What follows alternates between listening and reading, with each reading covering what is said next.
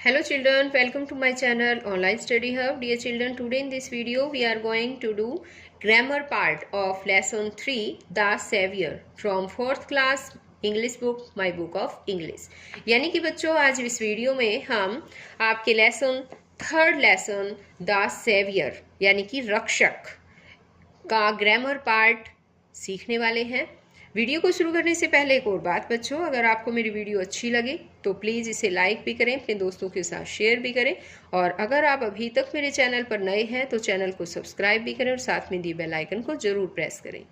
आज हम यहाँ पर इस वीडियो में ग्रामर पार्ट सीखेंगे, लेकिन इससे पहले और भी मैंने 2-3 वीडियो बना रखी है इसी लेसन पर। अगर आपने वो नहीं देखी है तो आप मेरे चैनल की प्लेलिस्ट में जाकर उन वीडियोस को देख सकते हैं और इस तरह से अच्छे तरीके से पढ़ सकते हैं।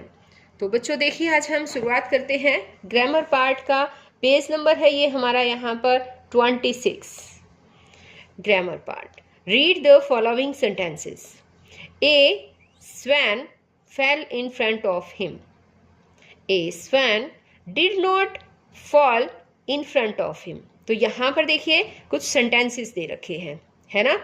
इसमें यहाँ पर ये सेंटेंस जो दे रखा है ये एक अफर्मेटिव सेंटेंस है, यानी कि सकारात्मक वाक्य दे रखा है। इसका मतलब है कि एक हंस उसके सामने गिर गया। और यहाँ पर ये जो दूसरा सेंटेंस दे रखा है इसका मतलब है कि एक हंस उसके सामने नहीं गिरा। तो यहाँ पर ये नेगेटिव सेंटेंस दिया गया है। इसी तरह से यहाँ पर देखिए थर्ड सेंटेंस दे रखा है कि prince Siddhartha took out the arrow. और नेक्स्ट सेंटेंस दे रखा है कि prince Siddhartha did not take out the arrow. यहाँ पर हमारे इस सेंटेंस का मतलब है कि प्रिंस सिद्धार्थ ने तीर बाहर निकाला और यहाँ पर इस सेंटेंस का मतलब है कि प्रिंस सिद्धार्थ ने तीर बाहर नहीं निकाला। तो यानी कि ये वाक्य जो है वो कौन सा है? अफर्मेटिव, यानी ये सकारात्मक वाक्य है और ये नकारात्मक। तो हम मुझे ये बताओ बच्चों, कैसे पता चला हमें कि ये सकारात्मक है ये नकारात्मक? हाँ, यानी कि ये पॉजिटिव है और ये अफर्मेटिव यानी कि पॉजिटिव या अफर्मेटिव है या ये नेगेटिव है, पता है? हाँ, नेगेटिव में हमें नोट दिखाई देगा, है ना। एक बार यहाँ पर नीचे और दे रखा है कुछ, इसको पढ़ लेते हैं, उसके बाद मैं आपको अच्छी तरीके से समझाऊंगी कि किस तरह से ये नोट आएगा। ओके, देखो यहाँ दे रखा है इसने, as you see the verbs in italics in sentences first and third are in the affirmative and the verb in sentences second and fourth are in the negative. यहाँ पर ये कहता है कि जो हमारा पहला और तीसरा जो सेंटेंस है जिसमें ये इटैलिक्स दे रखे हैं, यहाँ पर यहाँ देखो टुक है, ये फेल है, थोड़ा इटैलिक्स में दे रखे ना। इटैलिक्स का मतलब है टेढ़े टेढ़े दे रखे हैं थोड़े से वर्ड्स। ये जो इटैलिक्स वर्ड्स दे रखे हैं ये अफर्मेटिव कहेंगे इनको, यानी कि ये जो वर्ब दे रखी है ये अफर्मेटिव में है। और इसी तरह से सेकंड सेंटेंस और फोर्थ सेंटेंस में जो इटैलिक्स थोड़े बोल्ड में दे रखे हैं ये वाले नेगेटिव है, यानी कि इसमें नोट लगा हुआ है। We replace the second form of verb fell and took with did not plus first form of the verb did not fall and did not take to make negative sentences of affirmative sentences in the simple past tense. तो ये कहता है कि simple past tense में affirmative sentence का negative sentence बनाने के लिए हमें क्या करना पड़ता है, पता है? हाँ, देखो एक बार ध्यान से यहाँ पर देखो क्या करना पड़ता है। यहाँ पर फेल दे रखा है, ये फेल जो है वो सेकंड फॉर्म ऑफ वर्ब है बच्चों, आ गया समझ में? फेल। और यहाँ पर टुक, टुक भी सेकंड फॉर्म ऑफ वर्ब है। इसकी फर्स्ट क्या आएगी? Take, take took taken, taken third हो जाएगी, है ना। तो टेक फर्स्ट है और इसकी फेल है सेकंड, तो फॉल जो है वो फर्स्ट फॉर्म होती है। और ये सेंटेंस कौन सा है? ये सेंटेंस यानी कि टेंस कौन सा है? ये सिंपल पास्ट टेंस, यानी कि इसको हम बोलते हैं पास्ट। सिंपल पास्ट का मतलब है कि ये पास्ट टेंस है, पास्ट इंडेफिनेट टेंस है मतलब कि। ओके, और पास्ट इंडेफिनेट टेंस में क्या होता है कि वर्ब की सेकंड फॉर्म का यूज किया जाता है। वर्ब की सेकंड फॉर्म का यूज तो अफर्मेटिव सेंटेंस में किया जाता है बच्चों, लेकिन अगर जब हमें इनका नेगेटिव बनाना होता है तो नेगेटिव बनाने के लिए क्या करना पड़ता है पता है? डिड लगेगा प्लस नोट लगेगा plus first form of the verb use की जाएगी। आपको ये ध्यान रखना है, सेकंड फॉर्म ऑफ वर्ब दे रखा है, यानी कि ये पास्ट इंडेफिनेट टेंस है, उसका अगर हमें अफर्मेटिव से नेगेटिव बनाना है, ये तो अफर्मेटिव हो गया, ठीक है, ये अफर्मेटिव है। अफर्मेटिव से नेगेटिव बनाते टाइम डिड प्लस नोट लग जाएगा और वर्ब की सेकंड फॉर्म की बजाय फर्स्ट फॉर्म आ जाएगी। और सेकंड कहाँ पर आ गई? डू की डिड सेकंड फॉर्म ही तो है ना? सेकंड फॉर्म यहाँ डिड में आ चुकी है, तो डिड के साथ हमेशा वर्ब की फर्स्ट फॉर्म आती है। अब समझ में आ गया ना? तो यही बात इसने यहाँ पर भी समझाई है कि किस तरह से फर्स्ट फॉर्म जो थी, सेकंड फॉर्म जो थी, फेलो टुक जो है, उनके साथ did not plus first form लग जाता है और ये नेगेटिव सेंटेंस बन जाएगा, अफर्मेटिव से नेगेटिव। यहाँ पर अब कुछ सेंटेंसेस दिए गए हैं, उनको मैं अच्छी तरह से समझाऊंगी तो आपको ये सब क्लियर हो जाएगा। इसने कहा है change the following sentences into negative, कि नीचे जो सेंटेंसेस दे रखे हैं उनको नेगेटिव में चेंज करो and right in your notebook, और अपनी नोटबुक में लिखो। तो यहाँ देखो, पहला सेंटेंस है हमारा, the king helped the poor, राजा ने गरीबों की हेल्प की, सहायता की। तो पहली बात तो ये बच्चों कि हमें कैसे पता चलेगा कि ये सिंपल पास्ट टेंस है, उसकी पहचान क्या होगी? पहचान होगी कि हमें वर्ब की सेकंड फॉर्म मिलेगी। और अगर हमें इनकी हिंदी करनी आती है तो एक और भी ज़्यादा इजी तरीका है कि जो भी हमारा सेंटेंस होगा उसके लास्ट में आ, ए, ई या ऐसे मिलेगा, लिया, ली, दी, ठीक है, इस तरह से ये वर्ड मिलेंगे आपको, आ, ए, ई, लिया, ली, दी। ओके, अब जैसे यहाँ पर है कि राजा ने गरीबों की सहायता की, ई आ गया ना, बड़ी ई की मात्रा आ गई। तो अब यहाँ सेकंड फॉर्म है, इसका हमें नेगेटिव बनाना है, तो कैसे बनेगा? द किंग डिड नॉट लगेगा और हेल्प सेकंड फॉर्म है, इसकी फर्स्ट फॉर्म लग जाएगी हेल्प द पुअर, तो बन जाएगा the king did not help the poor. इसी तरह से है she bought this pen last month, उसने लास्ट मंथ ये पेन खरीदा, तो इसका क्या बनेगा? सी डिड नॉट और बॉट की फर्स्ट फॉर्म आएगी buy this pen last month.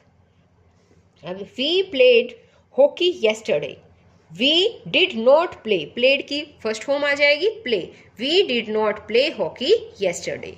My brother wrote a letter, my brother did not write a letter. अब यहाँ पे ध्यान दो, रॉट का राइट फर्स्ट फॉर्म आएगी। Okay, I made a kite, मैंने एक काइट बनाई, तो यहाँ मेड सेकंड फॉर्म है, क्या आ जाएगा? डिड नॉट मेक आएगी, I did not make a kite, कि मैंने एक पतंग नहीं बनाई। अब आगे look at the following sentences, कि यहाँ नीचे दिए गए सेंटेंसेस को देखो। This boy is the captain of the team, this boy यह लड़का टीम का कैप्टन है। All the other boys are the team members, सभी दूसरे लड़के टीम मेंबर्स हैं। तो ये है, इसने कहा एज यू सी, जैसा कि आपने देखा, the subject in sentence sentence first, this boy is singular and therefore the verb is that goes with it is singular. In sentence second, the subject all other boys is plural, therefore the verb are is plural. यानी कि ये यहाँ कहता है बच्चों कि यहाँ पर जो आपने फर्स्ट सेंटेंस देखा और उसमें दिस बॉय देखा, तो दिस बॉय के साथ इज वर्ब आई हुई है ना? और ये क्यों आई है? क्योंकि दिस बॉय एक सिंगुलर वर्ड है ना? सिंगुलर के साथ हमेशा सिंगुलर वर्ब ही आती हैं। और सेकंड फॉर्म, ये जो सेकंड सेंटेंस है हमारा, ऑल अदर बॉयज, यहाँ पर जो हमारा सब्जेक्ट है वो प्लूरल है और प्लूरल के साथ प्लूरल वर्ब ही यूज की गई है, आर यूज की गई है। ओके, तो ये ध्यान रखना है आपको, जब सिंगुलर हमारे पास सब्जेक्ट जो है सिंगुलर होगा तो वर्ब भी सिंगुलर यूज होगी, अगर प्लूरल सब्जेक्ट होगा हमारा तो वर्ब भी हाँ प्लूरल यूज की जाएगी। ओके, आगे इससे कहा change subject of each of the following sentences to plural form and rewrite the sentences after making suitable changes. One has been done for you. इसे कहा आगे नीचे क्या रखा है कि आपको क्या करना है कि नीचे दिए गए कुछ सेंटेंसेस जो दे रखे हैं इनके सब्जेक्ट्स को प्लूरल फॉर्म में बनाना है और उनको अच्छे तरीके से शूटेबल चेंजेस जो भी करने हैं सेंटेंसेस में वो करके दोबारा से लिखना है। एक आपको करके दिखाया गया, यहाँ देखो एक करके भी दिखाया गया है इसने। The teacher is taking care of the students.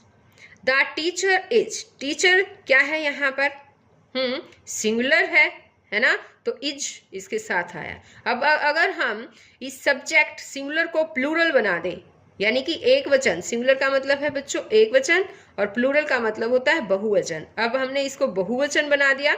बहुवचन कब बनता है ये? हाँ, एस लगने से बहुवचन बन जाता है ना। तो टीचर को टीचर्स एस लगा देंगे, बहुवचन बन गया। तो इसकी जो वर्ब है ये भी क्या बन जाएगी? बहुवचन बन जाएगी, प्लूरल बन जाएगी, यानी इसके साथ आर यूज किया जाएगा। तो कैसे बनेगा? The teachers are taking care of the students. और बाकी सेम सेंटेंस रहेगा, सिर्फ हमें इसके सब्जेक्ट और वर्ब पर ही ध्यान देना है। अब यहाँ पर सेकंड सेंटेंस आ गया, a girl is swimming in the pond. एक लड़की पॉन्ड में तैर रही है। तो हम इसका क्या बनाएंगे? लड़कियां पॉन्ड में तैर रही हैं, यानी प्लूरल बनाना है तो गर्ल, ए गर्ल है ना, इसका गर्ल्स आ जाएगा, उसके आगे ए नहीं लगेगा बच्चों। ओके, गर्ल्स और इज का चेंज हो जाएगा आर में, girls are swimming in the pond. The shopkeeper has sold the toffees. दुकानदार ने टॉफियां बेच दी हैं। अब यहाँ पर देखो बच्चों, हैज और वर्ब की क्या आई है यहाँ पर? Third form. हैज हैव के साथ हमेशा वर्ब की थर्ड फॉर्म आती है और ये हैज है, हैज सिंगुलर के साथ ही आता है और प्लूरल के साथ आता है हैव। तो शॉपकीपर का शॉपकीपर्स बना देंगे, हैज का प्लूरल बन जाएगा हैव और sold the toffees. A leaf was falling from the tree. एक पत्ता, पेड़ से एक पत्ता गिर रहा था, ठीक है, एक पत्ता गिर रहा था है ये। अब पत्तियां गिर रही थी तो हम ज्यादा पत्तियों के लिए ए लीफ का लीव्स आ जाएगा, लीव्स, वाज का वर्ब बन जाएगी ये, leaves were falling from the tree, यानी कि पेड़ से पत्तियां गिर रही थी, एक से ज्यादा थी इसलिए लीव्स आ गया। आगे है काउ गिव्स अस मिल्क। गाय हमें दूध देती है, और हमें कहना हो गाय हमें दूध देती है, जैसे ज्यादा गाय जो है तो काउस, और प्लूरल के साथ यहाँ जो है ये, इसके साथ हमेशा वर्ब की फर्स्ट फॉर्म यूज की जाती है, तो काउस गिव अस मिल्क। अब यहाँ है the baby is playing with the toys. Baby toys के साथ खेल रहा है, और हमें कहने हो बहुत सारे बेबीज खेल रहे हैं, तो द बेबीज, वाई हट के IES लग जाएगा, ये प्लूरल बन जाएगा हमारा subject. The babies are playing with the toys. A boy is running in the playground. एक लड़का प्लेग्राउंड में दौड़ रहा है, और हम कहें लड़के प्लेग्राउंड में दौड़ रहे हैं, तो boys are running in the playground. The fly is troubling him. मक्खी उसे तंग कर रही है, और हम कहें मक्खियां उसे तंग कर रही हैं, तो फ्लाई का वाई हट के IES फ्लाइज बन जाएगा, द फ्लाइज आर लग जाएगा वर्ब यहाँ पर, आर ट्रबलिंग हिम, मक्खियां उसे तंग कर रही हैं। The passenger is waiting for the बस। पैसेंजर बस के लिए वेट कर रहा है, इसका बन जाएगा the passengers are waiting for the bus, यानी कि बहुत से यात्री बस की का इंतजार कर रहे हैं। ए वुमन, इसको वुमन बोलेंगे हम, woman is working in the field. एक औरत खेत में काम कर रही है, और अगर हम इसको ज्यादा बोलेंगे वुमन का विमेन बन जाएगा बच्चों, इसको हम विमेन बोलते हैं। Women are working in the field, औरतें खेत में काम कर रही हैं। Okay, read the following sentences. आगे कहता है ये नीचे दिए गए सेंटेंसेस पढ़ो, और ये सेंटेंसेस बच्चों देयर इज देयर आर से शुरू होने वाले सेंटेंसेस हैं। और इसमें क्या है कि यहाँ देखो, पहले एक बार सेंटेंस पढ़ लेते हैं, उसके बाद मैं समझाऊंगी कि ये कैसे आएगा। There is a bridge across the river, there are 8 cows behind you, there is a hole in my shoes, there is a library in my school, there are 40 students in my class, there are 2 bedrooms and 1 drawing room in my house। तो पता चला, कहीं पर is है, कहीं पर there के साथ आर है। ऐसा क्यों आया है, पता चला बच्चों? हाँ, ये इसलिए आता है कि हमें इसके लिए क्या देखना होता है, देयर इज के बाद का हमें देखना होता है कि यहाँ पर सिंगुलर वर्ड है या प्लूरल वर्ड है, यानी एक वचन कोई शब्द है या बहुवचन शब्द है। अगर एक वचन शब्द है यहाँ पर तो उसके लिए एक वचन यानी कि इज, देयर इज का यूज होगा, और अगर यहाँ पर प्लूरल है तो देयर आर का यूज होगा। यानी कि देयर इज कहाँ यूज होता है, किसके साथ यूज होता है पता है? सिंगुलर के साथ। और देयर आर किसके साथ होगा? प्लूरल के साथ। सिंगुलर क्या होता है बताओ? सिंगुलर यानी कि एक वचन, और प्लूरल क्या होता है? प्लूरल यानी कि बहुवचन। आ गया समझ में बच्चों? ये ठीक है, और ये सिंगुलर। अब इसी तरह से देखो, एक ब्रिज तो इज आया है कि, और यहाँ पर देयर आर 8 cows, 8 गायें, यानी ज्यादा है, प्लूरल है, इसलिए यहाँ पर वर्ब भी प्लूरल आई, देयर आर आएगा। देयर इज अ होल, एक होल है, मेरे जूते में एक होल है, तो एक होल है तो इज आया। There is a library in my class, in my school, school में एक लाइब्रेरी है, एक, इसलिए यहाँ देयर इज आएगा। Okay, 40 students, there are 40 students in my class, मेरी क्लास में 40 स्टूडेंट्स हैं, तो ज्यादा है स्टूडेंट्स, 40 है, एक से ज्यादा अगर होते हैं तो वहां देयर आर यूज किया जाता है। ठीक है। There are 2 bedrooms and 1 drawing room in my house, मेरे घर में 2 तो बेडरूम है, एक ड्राइंग रूम है, यानी एक रूम से ज्यादा है, इसलिए देयर आर आया है। अगर इज कहाँ आता? देयर इज अ रूम या there is 1 room in my house, ऐसे होता ना, तब इज आ जाता। अब आगे ये कहता है कि as you see we use there is are to say that something exist. यहाँ ये कहता है कि जैसा कि आपने देखा है कि हम देयर इज देयर आर जो है वो कहते हैं जब कोई चीज एग्जिस्ट होती है वहां पर। वी यूज देयर इज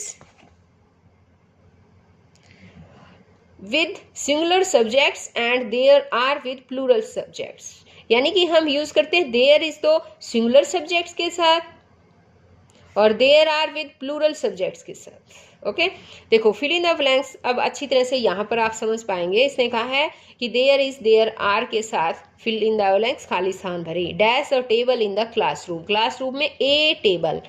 अब ध्यान से देखो बच्चों, एक टेबल की बात है, सिंगुलर की बात है ना, तो यहाँ पर क्या आएगा? देयर इज आएगा। There is a table in the classroom. Dash 3 chairs in the classroom, अब 3 चेयर, 3, एक से ज्यादा है ना, तो वहीं पर देयर आर आ जाएगा, जहां पर भी ज्यादा की बात हो। यानी ये समझ लो बच्चों, अगर किसी एक चीज की बात है तो वहां देयर इज यूज करेंगे, और एक चीज के लिए देयर इज आया ना, यानी कि वन थिंग के लिए। ओके, और वन, मोर देन वन, यानी एक से ज्यादा के लिए क्या आता है?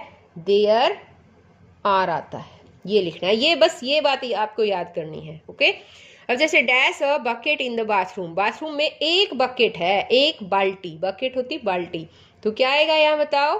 There is a bucket in the bathroom. Dash many people at the bus stand, bus stand पर बहुत से आदमी हैं, एक से ज्यादा है ना, बहुत से हैं, इसलिए क्या आएगा? देयर आर आएगा। There are many people at the bus stand. Dash a glass of milk in the fridge, fridge में एक ग्लास दूध है, तो एक ग्लास के लिए क्या आएगा बताओ, there is a glass of milk in the fridge. Dash some bananas on the table, table पर कुछ बनानाज हैं, बनानाज, यहाँ पर देखो एक के लिए बनाना लिखते हैं, एक से ज्यादा होते ही बनानाज लिखते हैं, इसलिए यहाँ क्या आएगा बताओ, देयर आर आएगा। अब आगे है tick the correct form of verb in each of the following sentences, कि नीचे दिए गए सेंटेंसेस में करेक्ट फॉर्म ऑफ वर्ब पर हमें टिक करना है।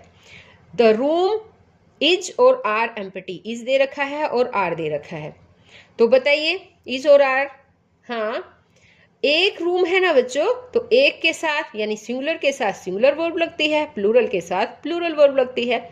अगर हमारा सब्जेक्ट सिंगुलर है तो क्या लगेगा यहाँ, इज, तो रूम एक ही रूम है इसलिए इज आएगा।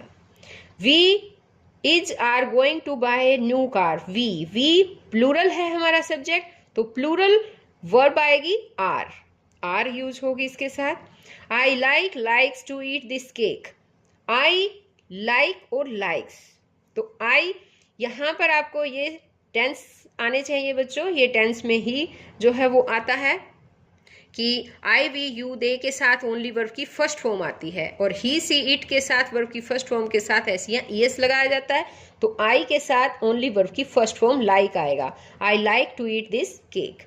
वी के साथ क्या आता है, वी प्लूरल है ना, तो प्लूरल क्या आएगी, वर्ब आएगी are, we are going to see a film today.